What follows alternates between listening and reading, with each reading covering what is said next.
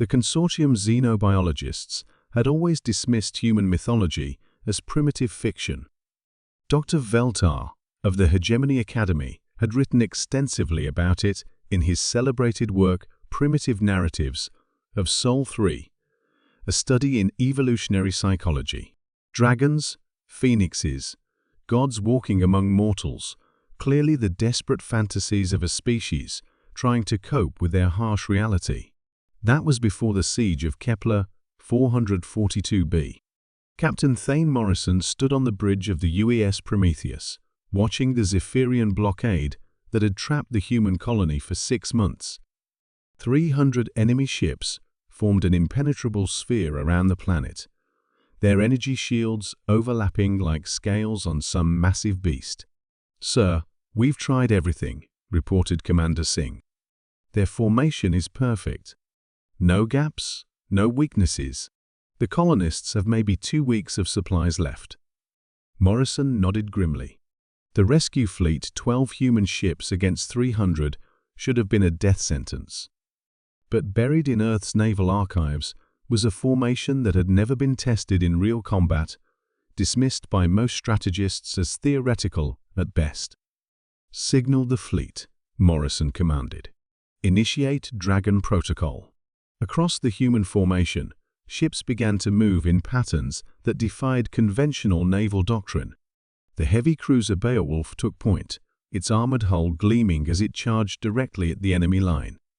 Behind it, destroyers fanned out in precise geometric formations that seemed to flow like living muscle.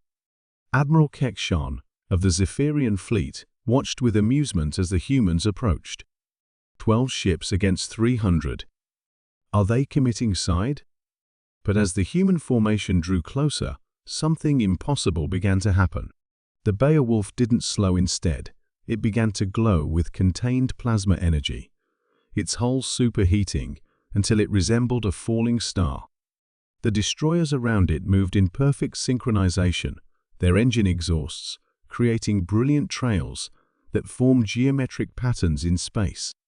From a distance, the human fleet began to look less like ships and more like something else entirely. "By the void," whispered Kekshan's sensor operator. "Admiral, their formation. It's not random. Look at the tactical display." The hologram showed the truth that human naval theorists had hidden in plain sight. The 12 ships weren't fighting as individual vessels, they were components of something larger. The Beowulf formed the head, the destroyers became segmented body sections, and the trailing frigates spread like wings. Ancient human legends had described creatures of immense power that could soar through any storm, creatures that breathed fire and feared nothing. The humans had built a dragon. As the formation reached optimal range, the Beowulf opened its plasma conduits fully. Superheated energy poured from its forward arrays, not scattered defensive fire, but a concentrated beam that cut through Zephyrian shields like they were made of paper. The destroyer sections rotated in sequence, each one adding its firepower to create a continuous stream of destruction that swept across the enemy line. But the real genius was in the movement. The dragon formation didn't attack straight lines like conventional fleets. It spiraled, twisted, dove, and climbed in 3-dimensional maneuvers that seemed to defy physics. Each ship's position was precisely calculated to use gravitational assists from the others, creating impossible acceleration curves that let them dodge incoming fire while maintaining their devastating attack pattern. "Their ships are moving like they're alive," reported the Zephyrian tactical officer, his voice tight with fear. "They're not following standard flight paths. It's like watching a single organism." The dragon tore through the Zephyrian formation with surgical precision. Ships that had stood guard for months found their shields overwhelmed by concentrated fire from unexpected angles. The human formation moved with predatory intelligence, isolating and destroying key command vessels, while smaller craft scattered in confusion. Dr. Veltar, observing from the science vessel Curiosity, felt his life's work crumbling around him. The coordination required. "It's impossible." 12 separate crews, moving as one consciousness. The answer lay in humanity's other legends, stories of heroes who shared thoughts and dreams, of warriors who fought as one soul in many bodies. What aliens had dismissed as primitive fantasy was actually racial memory of humanity's greatest strength, their ability to become something greater than the sum of their parts. As the Dragon formation completed its first pass, half the Zephyrian fleet was gone. The remainder began to retreat, their perfect blockade dissolved into chaos. But Captain Morrison wasn't finished. "Phoenix Protocol," he commanded. "All ships, prepare for resurrection burn."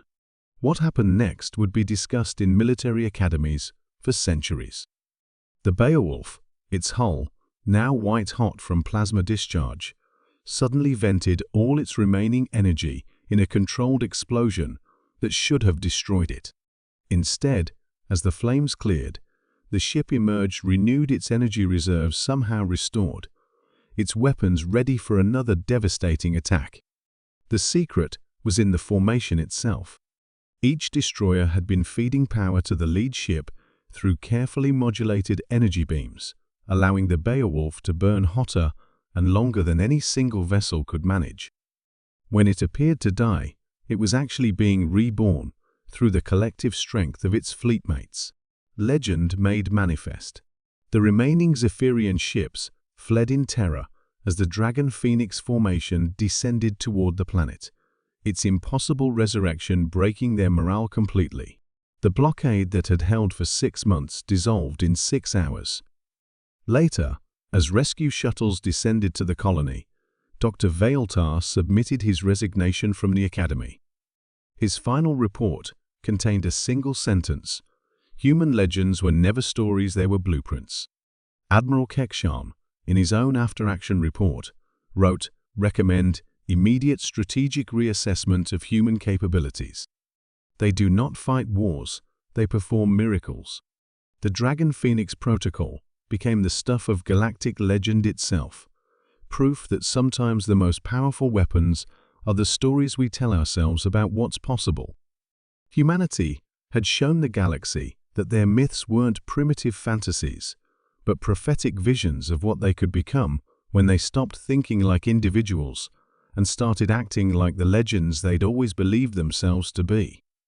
In the end, the greatest magic was the most human trait of all, the refusal to accept that anything was impossible